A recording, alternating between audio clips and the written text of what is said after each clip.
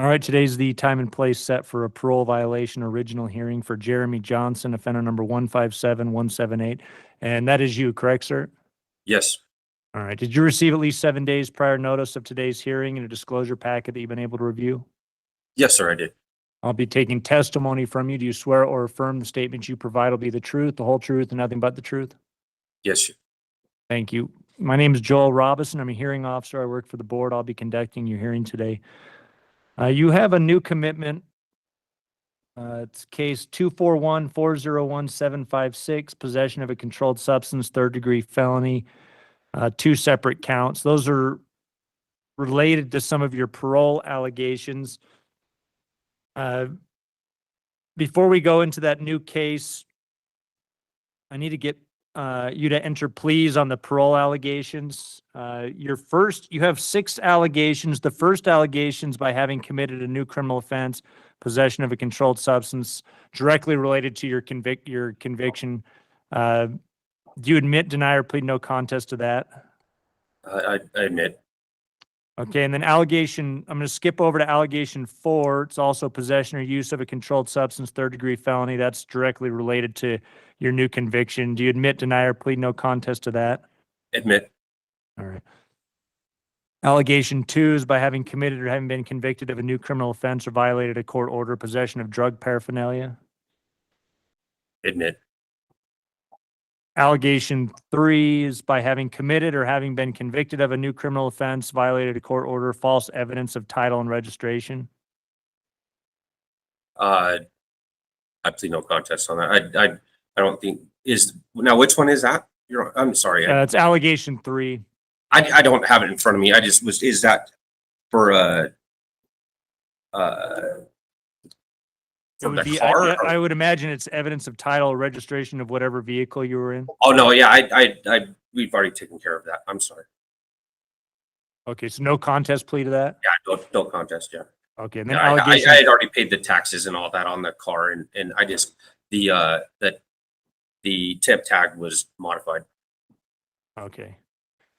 And then allegation 5, by having failed to complete a combined mental health substance use evaluation or comply with all the recommendations indicated in that evaluation.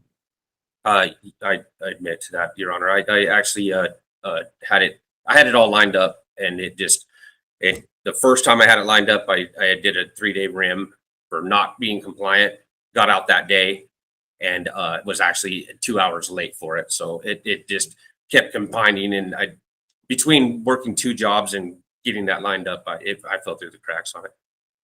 Okay. And then the final allegation, by having absconded or fled parole supervision May 22nd, 2024. Yeah, I admit to that. Okay. And based off of those admissions in your new conviction, your previous parole date will be revoked and the board can move forward with another release decision. If you could just start from when you got released on parole, how things were going, and then what led up to these violations. Yes, Your Honor. So I got out, and I was in a sober living. I was struggling trying to get a job, and making the classes, because the sober living was in Utah County, and the actual classes that I had to take was in Salt Lake, which bad choice on my part. You know what I mean? So I went and talked to my PO, and I was like, hey, I need to get out of this situation before it becomes a problem. And he let me move in with a family friend. And things, I just started working. I picked up a second job because the first job was not paying enough. I was actually being subcontracted out for door finishing. And so I got a night job too, and it just wear and tear on me. You know what I mean? I relapsed, not relapsed. I used a couple times, and then I found that using a little bit of marijuana was I just didn't get my card. You know what I mean? I should have went about the right way, and I didn't, and ended up in a bad situation. I stayed with Officer North. He was actually my second PO, but we stayed in contact quite often. So I made all I did the best on parole I've probably ever done. Well, I was going to bring that up. You have been in and out of the system for a while now. Your record starts in 95 and convictions on and off over the years, prior prison commitments, supervision periods. Any grand plans you have that get things back on track, build on the progress you were making? Yeah, I think I'm gonna try to go to the halfway house that you have in Utah County. They have programs there to try to help you with housing and all that. And I just want to get on my own 2 feet and not have to depend on somebody else. You know what I mean? Like rent a room from somebody. I just want to get my own apartment, live my own life, and you know what I mean? Go back and forth to work. And that way I don't have to have people that of influence in my life, you know what I mean? That are bad influence in my life, because they're everywhere, but I still have my family behind me. I have my job when I get out at that Mountain State doors. That dude's a positive role model for me. He doesn't have a lot of work, but the work he does have is good, you know what I mean? And I'm a finished carpenter by trade. So it's one of those, it kind of keeps me up in and out of the system. I'm kind of rusty on my skills, you know what I mean? So he's given me an opportunity to get back on my feet, you know, even if it takes a second job. But I heard that halfway house from all these guys in here, that they have opportunities galore, and it makes that gives me hope, you know what I mean? Plus my kids and my grandkids are in Utah County, and I'd like to stay close to them. That's my support group.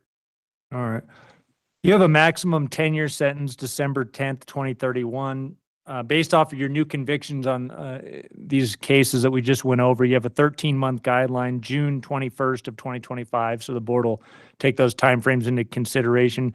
You have expressed a willingness to do parole. So I'll let the board know that. And as you can see, we do have your agent here, Agent North. Thank you for attending today's hearing. Do you have any additional information you'd like the board to consider? Any recommendations from AP&P?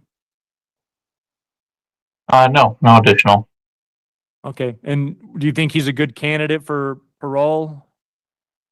Yeah, I think he could be. He has, right towards the tail end of his absconsion, he had some very clear indications of manipulation, but that came down probably with some relapses.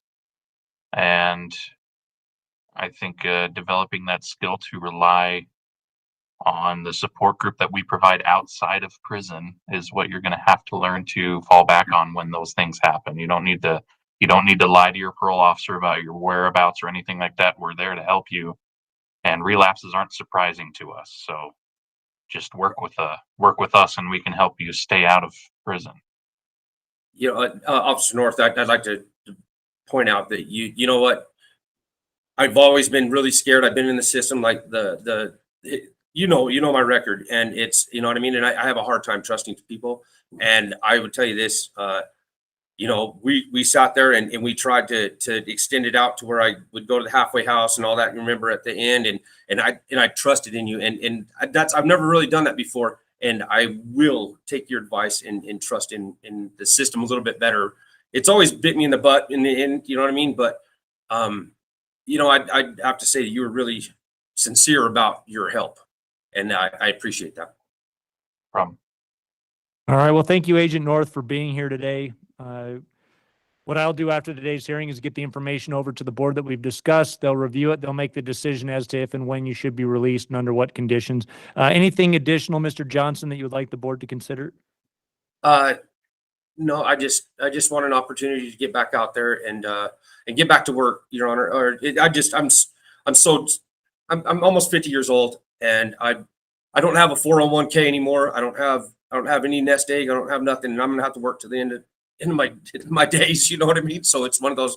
The faster I can get back out there and make a living, and I just want to be back in my family's life. You know what I mean? And I had it too. I had my grandkids in my life, and my daughters, and it was. And they're still willing to do that, and I'm very grateful for that. All right. Well, I'll get the information over to the board for their review. Generally, it takes 2 to 3 weeks for them to deliberate. Once they've determined the final outcome, they'll mail you the board order. Thank you for your time today. Thank you. All right. We'll go ahead and conclude the hearing.